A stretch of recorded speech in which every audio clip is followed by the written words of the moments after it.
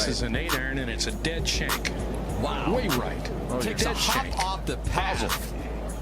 You got to be kidding me.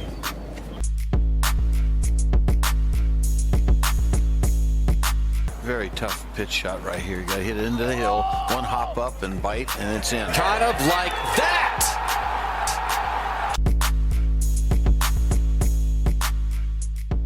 Well, I would like to welcome former touring professional and current caddy on the Champions Tour, Sandy Armour, to the Sub 70 podcast. Sandy, I really appreciate you taking the time this evening to do this with us. I've been looking forward to this conversation. Well, Jason, I look forward to it as well. Anything you want to talk about to start off with, fire away. Well, my first one is I'm gonna ask you to put your golf analyst hat on. Assuming you watch the U.S. Open, Pebble Beach, great venue. You know, Woodland kind of taking it to the next level. What's your sort of overall thoughts on you know, Gary kind of getting over the finish line and just the USGA setup with Pebble, and how do you think it kind of played out last week of, you know, all the factors of a new major champion? And to me, it seemed like the USGA finally got this course set up somewhat right. Yeah, the USGA was not a factor either with rules, or a couple of them, they've lost control of the golf course through the weather. It's really hard to mess up Pebble Beach. I mean, the only thing you can do there is turn the water off, and Mother Nature is part of that. So what a fabulous layout. They look like they set it up. The guy that played the best won. There weren't any car wrecks or anything, you know, that made it controversial. It was a beautiful tournament, and Gary Woodland, he got his short game together, and you know, he's won a couple of times, or 3 times. I think he's won before this. I believe he might have finished, I want to say 8th at Bethpage Black. Am I correct? Yeah, he was right up there, and he played really well last year at the PGA. So he's kind of had this, you know, in these big moment tournaments, it seems like he sort of was peaking for these big tournaments, right? Like it just seemed like he was coming into his own, and, you know, this week he obviously put it all together. But yeah, he's been kind of knocking a little bit at the bigger tournaments. I believe the announcers stated that he was like 169th in scrambling recently, and he was first in scrambling at Pebble. Yep, correct. Right. I mean, so there you have you got a big turnaround in his short game compared to his competition. I mean, the average golfer watching him chip and putt might think, "Oh, that guy's damn good." But when you compare him to his competition, he was ranked 169th in scrambling. So something clicked for him chipping. I heard he didn't miss a putt under 5 feet at Pebble Beach. That's quite an achievement. Quite an achievement at Pebble Beach. Yes, especially with those greens, right? Especially being late in the day, especially Saturday, Sunday, right? Because he's playing in the last groups to putt that well under that pressure with those POA greens. I'm happy for the guy. Like, he seems like a good guy. I think it's going to be a popular win. And like I said, it was sort of nice to see the golf unfolding without any sort of controversy of them losing a green or a goofy ruling. It just seemed like the guys, they let them go out and play. I was going to ask you this. Are you okay with the U.S. Open if someone's shooting 10, 12 under par? I mean, you've seen a lot of golf in your life. Sure. It doesn't bother you that it's not 1 or 2 under or 1 or 2? You know, to me, par is just a way for the spectator, rather it be other golfers looking at their competition. That's just an easy way to judge who's ahead, as opposed to it saying, well, this guy's at 149 shots and this guy's at 152 shots. I don't understand why they take down some par 5s and make them par 4s just to get that par around 70 or 71. Like the second hole at Pebble Beach is, you know, it was designed so that you can get off to a nice start. If you're hitting the ball well early, you can make a couple of birdies on the first, second, third hole. Right. Yep. Then all of a sudden you've got the second hole as a monster par 4, and they've done that. Not just them, the PGA's done it a couple of times, and it's not. Some of those greens are not designed for a long iron to enter the green and hold the green, or if you had a good shot with a 4-iron, if a green, it should stay on the green. But if a green is designed for a short iron on a par 5 approach, that's I understand they're trying to challenge the best players in the world, and I get all that. But some greens are not really designed, and that green in particular is, as all the greens at Pebble, are very small, and I think that course was designed for the guys to give them the guy that's hitting the ball early in the round can, make a few birdies. Yeah, I've been fortunate enough to play it a couple times, and I agree. You got to kind of get it, maybe 1 through 6 or 7, and then that golf course starts. But like I said, it's iconic. Oh. It's a great golf course. I thought it was, and I thought Fox actually did a really good job. Your man Olin Brown did a great job with the broadcast, and the team was good. So, yeah, it was an enjoyable U.S. Open without controversy, and I'm happy for Gary. Like I said, all the guys I know who know him really said he's a good guy, and he seems to be that way. So he sort to me as kind of the you remember Dustin Johnson? They kept saying, he drives it great, he drives it in the short game's not all that, and he tightened up his short game. I think Gary Woodland is following the same suit. He's always been a long, very good driver of the golf ball with long clubs, and he is a very nice guy. I believe like you said, he'll be a popular winner. Obviously, with the scrambling stats, he's tightened up his short game and his putting and chipping. I guess I didn't see the last couple of holes. I was traveling up here to Wisconsin for our American Family Insurance event that Steve Stricker puts on, and that's where I'm talking to you from, is Madison, Wisconsin. And I didn't get to see. I heard he hit a chip shot. I believe it was on 17. Unbelievable. It was just unbelievable under the pressure. Yeah. Under the pressure with tight, short grass underneath a golf ball and slick, firm greens. Your nerves, the only thing nothing is going to calm your nerves completely at that point. But if you have a lot of confidence, you can calm them a bit. He could have sat there with a bucket of balls and not hit a better shot. And it was, the right shot, the little open 60 with check right over the ridge because he's on the right side of the green. And, you played and caddied and played in that golf course. I mean, you got to land it just over that slope, and it checked, and it rolled to 2 inches. Like I said, he played like a champion when he needed to play like a champion. It was solid. He played really, really well. I spoke with David Toms this morning, and he shot 4 over and missed the cut. He is the reigning U.S. Senior Open champion. That's how he got to play at Pebble. And he's not nearly a long hitter. And he shot 4 over. And he was describing the 9th hole to me at 522 or 25 yards. And the second round, he had 250 yards to the hole. Yeah, because I was watching Woodland play that, and he was still having 200, I was watching him on Saturday, and he piped a little, baby cut, but just killed it. He still had 2 spins in, so I imagine, somebody like David Toms would be 50 behind him at this point. It'd almost be impossible for Toms to play it effectively, trying to hit to that green from 250 out.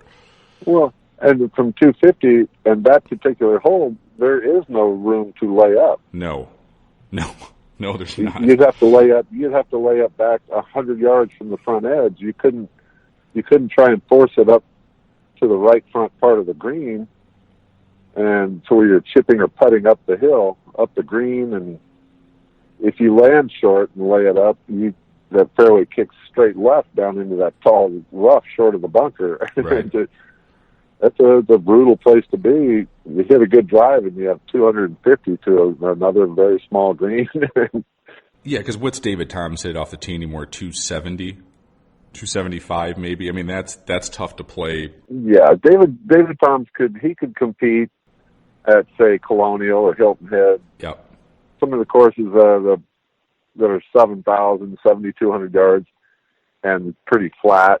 He can compete pretty well out there. These guys on the Champions Tour, I believe this is the 3rd most challenging tour in the world. I told Colin Montgomery when he first came out to the Champions Tour, I said, don't expect a cakewalk out here. These guys, when we go to Pebble Beach, we play it all the way back except for 9 and 13. Well, absolutely, right? Like, I don't think the average golfer knows, or average golf fan knows how good the quality of golf, and I've probably said this 9 million times in the podcast, and people are tired of me hearing it, but you go out and watch your guys go play from 7,100 yards, and then go shoot 6 under par each day and finish up at 15, 17, 18 under par? A zero handicap would be 30 shots behind them. It wouldn't be Most close. Definitely. Yeah, I mean, the quality of play and how good they hit and the effort they put in, and, a lot of people think it's, dinners and wine, and go out there on a Tuesday and watch the hours like you're probably putting in, from a caddy standpoint and mapping out the golf course, at University Ridge, and the work Olin's putting in. Like, I mean, it is serious business still, and those guys are all competitors. They have been their entire lives. There is no way they're just sort of half-assing it out there, strolling through the park. Like, it's high-level golf, really high-level golf, and one of the hardest tours to get on as well, right? I mean, the competition to be exempt out there is staggering.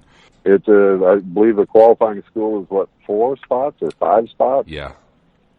You have to have earned, to turn 50 and be exempt on this tour, I believe you have to have earned somewhere around $16 million in career money. Yeah, an X amount of starts, and I mean, there's ways to get out there, but it is an exclusive club for them to say, here you go, you're exempt till you're, 60 years old. Those guys can play. Those guys can 1,000% And when play. they come down, when they come down the stretch on Sunday, almost everybody on this tour, other than say Scott Perel, who's playing fabulous golf, have won numerous times on the regular tour. And they know how to play their game to where they don't make bogeys coming down the stretch. They're making birdies. It's funny you say that. I had Tom Pernice Jr. on, and after he won with Scott Hoke. And, Scott Hoke has not won a professional event a long time, injuries and all the rest of it. And I asked Tom, I said, when you guys got into the hunt, did Scott Hoke turn into Scott Hoke? And he said, 1,000%.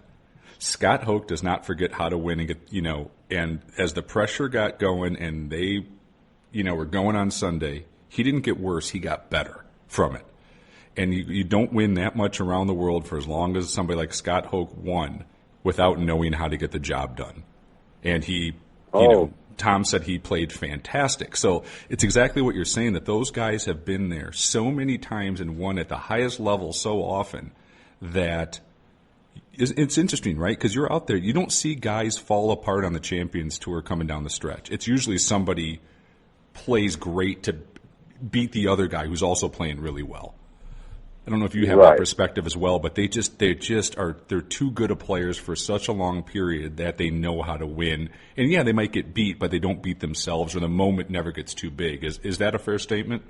That's quite a fair. This, as you commented earlier, the caliber of golfer you have to be. There's the listeners that are listening in, they may not even remember a man named Steve Jones. Steve Jones won a U.S. Open and 8 other tour events. Right. And he has a problem getting into the field. Right. That's how competitive it is. Yes. Well, let me ask you about he's caddy. a major champion and can't get in the field in half the tournaments. Oh, yeah, like Paul Lowry. Anyway. Yeah, no, Paul Lowry, right? Not in. I'm trying to think. Who's been playing a bunch of. Sean. He's trying to get in tournaments. He was playing some of the web events and trying to get his game ready. Is Cabrera?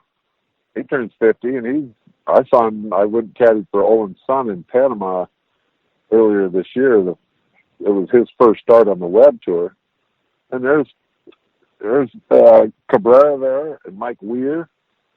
You got guys that won the Masters and U.S. Opens who are both in their late 40s trying to sharpen. They're trying to. They know that you can't just waltz out here and start making big money. These guys are playing some very fine golf. Absolutely. No, it's Yeah, it's high level still. Sorry, I didn't mean to interrupt you there, but I was going to ask you when you started, caddying at a professional level, how much did it help you being a former touring professional to bring that side of it to caddying? Do you think it's a really huge advantage that you've been on the other side of that coin before, and did you kind of bring that perspective of a player to the caddying realm when you're kind of out there with Olin or the rest of the guys you've caddied for? Well, yes. The only difficult part was when I started caddying for my brother. If he asked me for advice, sometimes I would tell him what I would do or what I was thinking or feeling, as opposed to now. That was 15 years ago, or actually longer than that. It was like 20 years ago. And I've been caddying. I've been with Olin now for almost 5, or a little over 5. And I learned to watch their game, and they say, "What do you think? It's a 6-iron?" You have to think, okay, how far does he hit a 6-iron, or a 7-iron, or a 5-iron? Not how far do I hit it. If the wind's blowing, would I hit a cut or would he hit a cut? What's best for him? So becoming a caddy for a player, I'm not standing there saying, "Oh, this is what I'd do."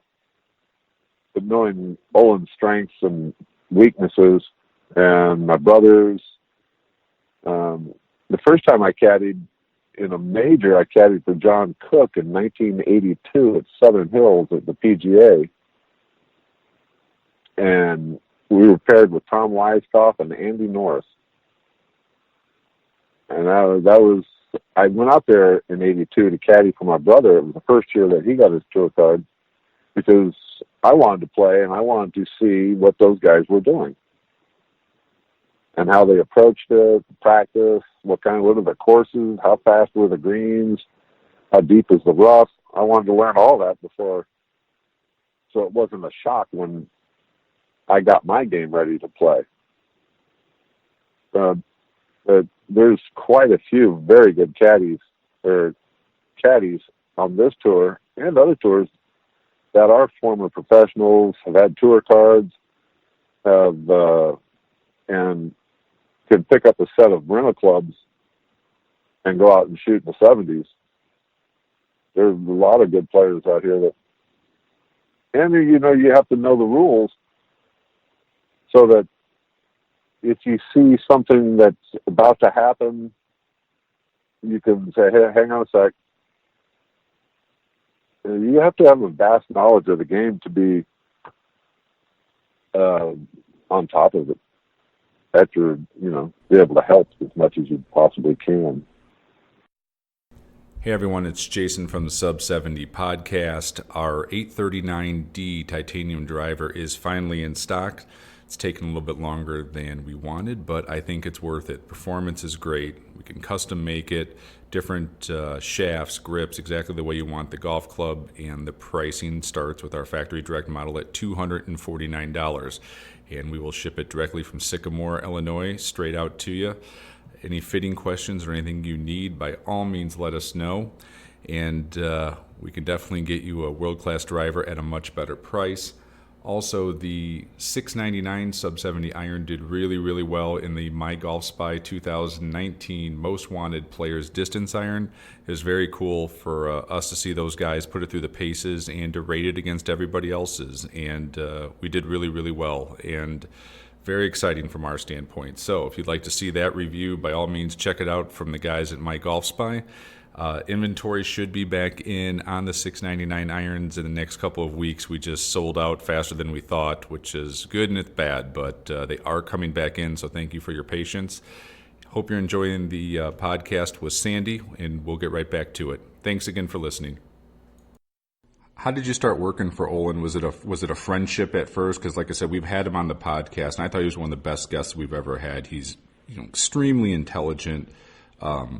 So informed. Like, it was just I had loved the conversation, and gave me his number. We still kind of text back and forth. Like, he's just a great guy, you can tell.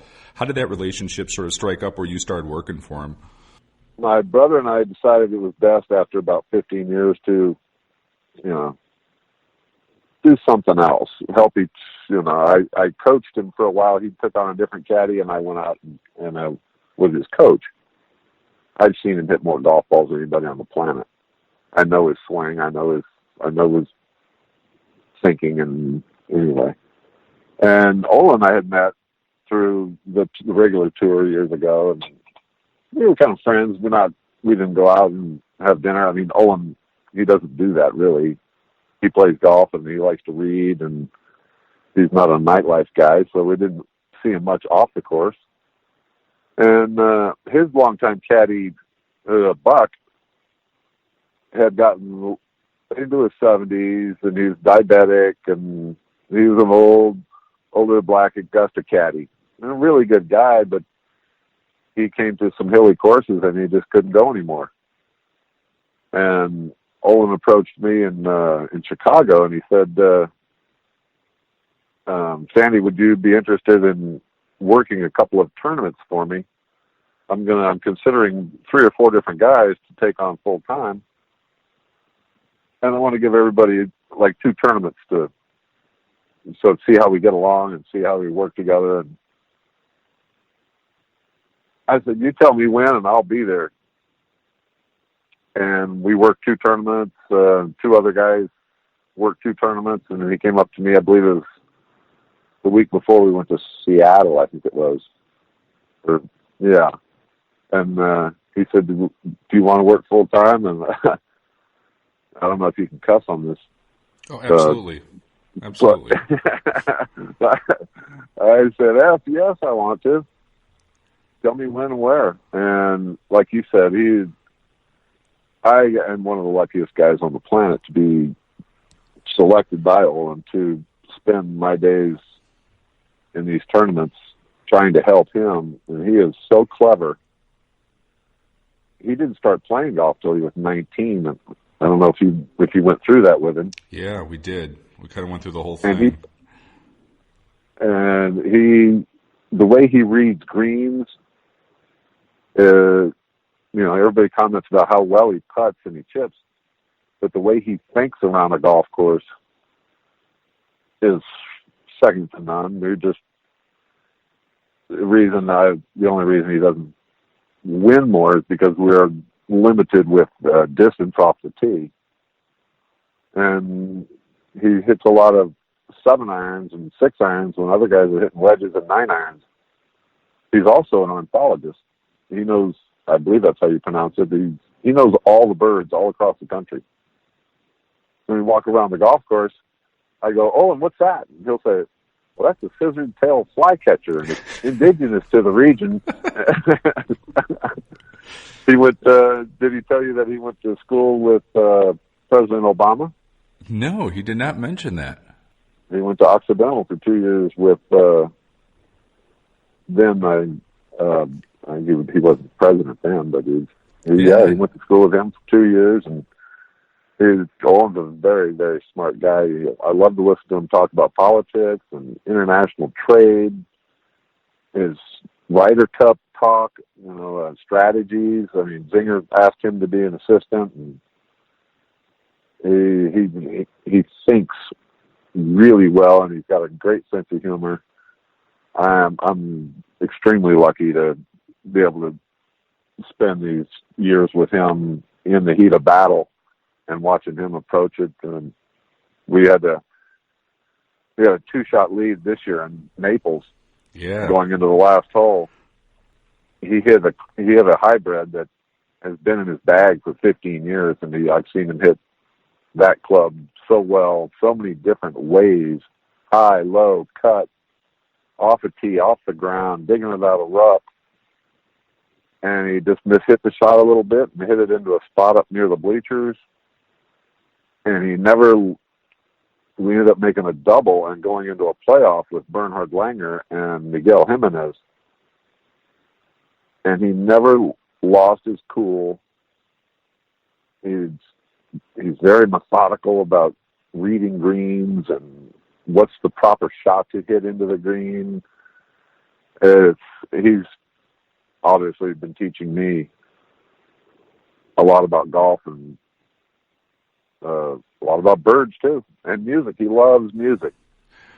Well, I always say you don't play the tour that long, and you're that successful, and you don't win a U.S. Senior, U.S. Open without being great for a long period of time. And you right? I mean, there is a level of talent there that he has, and he's earned it. And he's been really good for like 25 years, and he's Olin Brown. Like it's those guys, like I said, he's played really good golf for a really long period of time. You see, right? So I guess what I'm saying, it's legitimate talent. It's not a flash in the pan. It's not a 1-2 tournament thing. He's been really good for a really long period of time. Well, he's exempt into Colonial because he won there when they were still handing out the lifetime invitation. Yeah, right. And he could probably compete around that golf course still. Oh, I lay it on him early in the year, but it happens to fall the same week as the Senior PGA. Right. But at 7,000 yards in 80 to 95 degree weather on a flat course at Colonial, if he plays well, he is very competitive with those guys. Exactly. Well, I also want to ask you about your golfing family. You come from... It's pretty cool of the heritage that you have with your grandfather, the Silver Scott, Tommy Armour. You won 3 major championships, Hall of Fame member, 25 tour wins, an absolute legend in the game. When you were young, did you get to spend much time with him? And if you did, what was he like as a person? And what kind of memories do you have of your grandfather? Unfortunately, was not able to, due to my age and his age, and it was only around him a little bit. My dad was real quickly, I was born at the Air Force Academy. My dad was a surgeon in the Air Force. And from there we moved to Madrid for 3 years. And then from Madrid he got out of the Air Force and entered private practice of general surgery in Las Vegas, Nevada. My grandfather lived either in the summer, he was up in New York, in the winter down in Boca. So we didn't see him a whole lot. And then he died when I was 8 or 9 years old. But we started playing golf, my brother and I, with Mom and Dad. My mother was an excellent golfer. She was a single digit. And when I say single digit, I mean she was like a 2, 3, 4 handicap at the Desert Inn in Las Vegas, where we grew up. And my dad was he was the club champ 3 times at the Desert Inn, which is the course where they used to play the Tournament of Champions. Yeah, you're talking about the old one on the Strip, right? That where yes, yeah, that's the course you guys grew up playing. Yes, and now it's the Wynn golf course sits on top of it. But we had Mom and Dad. We started when we were little, and they taught us what grandfather had taught them. And, we started when we were little. And when we were growing up in Vegas, it was a small town. There was 150,000 people there. There were 5 golf courses and maybe 6, and 2 or 3 of them were public golf courses, municipals. Dad used to take us down, or Dad and Mom, they'd take us down to Newport Beach in the summer. Because in Las Vegas, there were 4 or 5 tournaments for juniors, and in Southern Cal, there were 50. So we'd do that, and occasionally Mom, because she would stay down in Newport Beach with us all summer, she would tell us things that grandfather had told her about golf. And so that was kind of indirect lessons from Grandpa. I don't know if you know that he only had one eye. Really? His hands were incredibly strong, and he was a machine gunner in World War I. And those machine guns used to buck like a crazy mule. And his hands being as strong as they were, he was able to hold it still better than the average guy. And he got run over, or overrun, I should say, by one of the first German tanks, and he crawled up on top of it, opened the hatch, and strangled the commander. And Oh my God. the guy wouldn't surrender, from what I hear. And then he got sprayed with mustard gas, and he was blind in both eyes for about 6 months. And then he got his eyesight back in his right eye, and never in his left. So he played all of his golf with one eye. And to win that many times in the major championships, right, without full vision, that's pretty crazy. Right, to think how much talent he really had. Well, he learned, because of his depth perception, that he originally kind of started not a yardage book, but yardage markers. This bunker, I remember it's about a 7-iron to the front and a 6-iron to the back, or this tree over here is like a 5-iron into this green. And yeah, it's challenging to play golf without depth perception, especially in bunkers. My grandmother, Consuelo, she was good for some stories that were also, not all golf. My grandfather and Babe Ruth were good friends, and they used to play a lot of golf together. And she told me one story I'll share with you, that the two of them were, Babe and grandfather were playing golf, and they were supposed to meet my grandmother and Babe's girl in New York to get on a train to go to like Philadelphia, I think it was. And they were late because they were playing golf, and then they were having a couple of cocktails, and they were late getting to the train station. And she said she heard the train whistle blow, and the train started to move, and then it stopped. And the engineer came back to the cabin that they were in and said, "It appears there's a car blocking the train. I think we're going to be a little bit." Well, grandfather and Babe Ruth had parked their car on the tracks to block the train. Hey, smart thinking. If you got to catch a train, you might as well block its path with a car, I guess. Well, and you're Babe Ruth, right? Like, what are they going to? You're Tommy Armour and Babe Ruth, like. Yeah. Like, who's going to say you can't get on? Exactly. No. And then he signed Ben Hogan and Byron Nelson to McGregor and helped design their golf clubs, the woods, the irons, putters, wedges. That I was fortunate enough to, when I moved to Dallas, I spent a number of lunches and some sessions on the driving range with Byron Nelson. And he told me some stories that he said in 1944, he goes, I really had figured out, excuse me, how to hit the ball straight and keep it under control and not have to, practice. Or I didn't have any space balls or foul balls in my golf game. And I won 9 tournaments. I think he said I won 9 tournaments in 44. And your grandfather came to me with a brand new set of irons.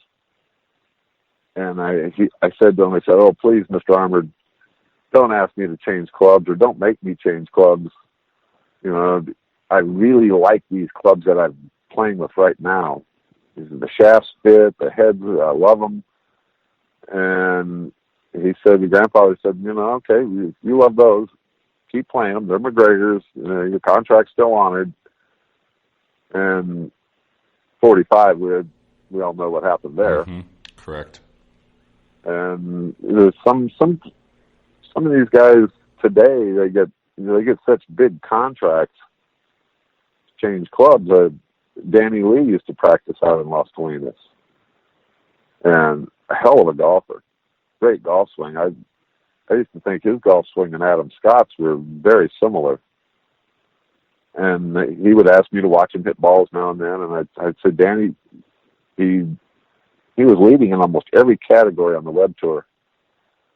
And he got his tour card, and I said, whatever you do, do not go out there on the tour stand there on the range and hit golf balls and try different equipment. You know how to hit a golf ball. You know what your clubs do. If you go out there and start changing, you're going to have to learn those clubs. And it's not a place to learn. There's no learning curve on the tour for equipment. What you have to learn out there is the golf courses. I said, play as many practice holes as you want, but don't change your equipment. The first thing you do. And well, he went out there and started hanging out with KJ Choi and the other Koreans, and they got him to change equipment and change coaches. And I wasn't just, don't get me wrong, I wasn't just full coach or anything by no means. But he started changing everything. And every once in a while you see some guy win a major, and the next thing you know, they got a contract with a different company, and then you don't hear from them for a while. Well, obviously Byron Nelson knew that lesson a little bit, right? He knew how far he hit a 6-iron.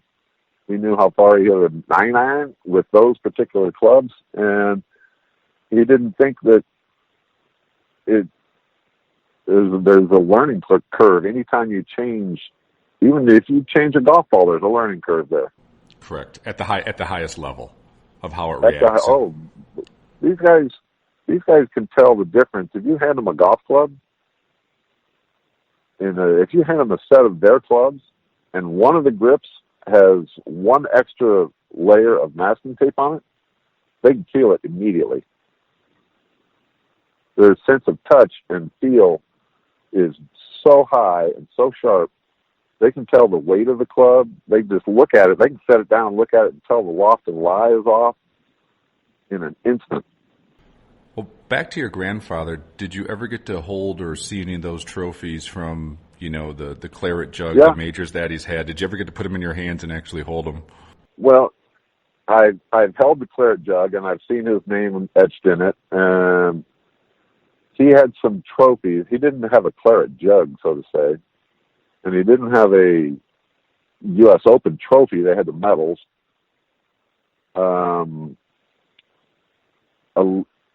We have a couple of trophies from, like, the old tournament at Pinehurst in North-South. They gave out, like, a silver platters and silver bowls. We have a number of those. We had some of his clubs. He was not a big collector, from what I understand.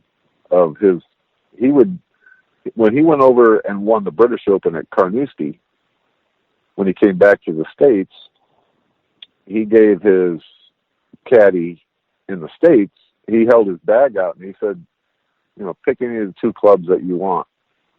And that gentleman, I can't remember his name, took the 3-iron and the 6-iron.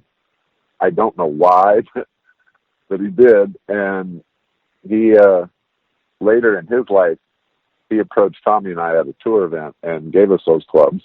He said, they belong to your family. That was pretty cool.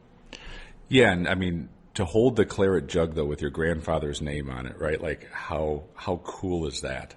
Right, to say, he held history and then you're holding the same history. I mean, that family lineage, like, that has to be pride, cool. I mean, like, I can't imagine what that must be like to see your grandfather's name on that trophy when you're looking at it. As a former professional yourself and still involved in the game, like, it has to be one hell of a cool feeling. Very cool. Very, very fortunate. My dad was his only child. Very fortunate, and to grow up with that kind of heritage in such a wonderful game. I thank my lucky stars because of my name and my bloodline. It has opened some doors for me in golf, but it doesn't help get the ball in the hole. Well, unless the DNA is pretty good, it's been passed on from a couple generations of the ability to put a good swing on it. Right. I was also going to ask you about growing up in Las Vegas and, like, the era that you did, that had to be an interesting backdrop to grow up in, and there has to be some interesting characters and stories from growing up near the Strip. I always, when you think about how Vegas was different in the '60s and '70s, there has to be some. It's got to be interesting, and you have to have some great stories of characters maybe your parents met or you met as a kid. There has to, probably bumped into a few definitely. interesting characters. What was that like Definitely. back in that era? That was the mid '60s when we moved to Las Vegas, and it was being a small town. You knew damn near everybody that was around. We used to go over to Las Vegas Country Club, and there was a tower, a residential tower in the middle of the golf course. It's still there. It's called Regency Towers. And there was a man named John Daly that lived in the top one of the penthouses. And he was a mobster with Bugsy Siegel and those boys. I think they reference him in a couple of those movies. And when he used to come out of the clubhouse, and we were kids hanging around on the putting green, putting for, Cokes or whatever, if you saw him come out of the clubhouse and you were first to greet him near the golf carts, which were staged right there by the men's locker room exit, and you'd say, "Oh, how are you, Mr. Dalis? Would you like a ride home?" And he'd say, "Well, yes." And you'd get in a golf cart, drive him down the first fairway to the Regency Towers, and that was worth $20. There'd be kids lined up 20 deep for that one, right? Yeah, and we used to play golf when we got a little bit older. Guys like Amarillo Slim and Benny Binion. Really? You met those guys? Some of those older professional Jack. Oh, what was Jack's last name? Jay Sarno built the Caesars. These guys used to play golf for huge amounts of money in cash. Occasionally, they would ask us to just go play golf. And they would have maybe 4 golfers playing a round of golf. And there would be 6, 8, 10 carts following us down the fairway. And they would just bet. I'll bet you $5,000 that he hits it closer to the hole than Tommy does. Or I'll bet Chuck Thorpe, Jim Thorpe's brother, used to come out and play in some of these gambling games and whatever. I'll bet Chuck makes that putt for, I'll bet you $10,000. They had huge brown bags of cash, and they would 18 holes of it. They weren't necessarily propositioning betting everything around. Just literally make a bet on it, $5,000, let's go. Yeah, just on this shot. And then when there were games, I played Jack Wagner, the actor. Yeah. He's an excellent golfer. I've known him forever. We got into a couple of games, and some of those guys, they bet so heavy that they would actually say, okay, there's no rules. meaning you could put gasoline on your clubs. Right. The only thing you couldn't do was move the ball. But if you wanted 22 golf clubs in your bag, knock yourself out. Oh, yeah, a couple of them they all had basically their own golf cart with a couple of sets on the back and a caddy, and they would go play for so much money that they found that if they said, okay, the only rule is every time you hit it, it counts as one. Right, that's it. So that nobody shot each other. Right. Right, because otherwise, there'd be how do you exactly? That's the fairest way to do it when you're playing for those kind of guys, right?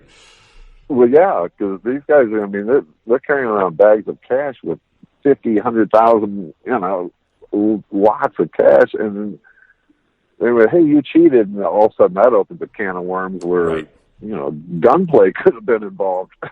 But if there's no rules except don't move the ball. Yeah, don't move the ball, and every time you hit it, it's one. It's one, right. It takes that element out of it.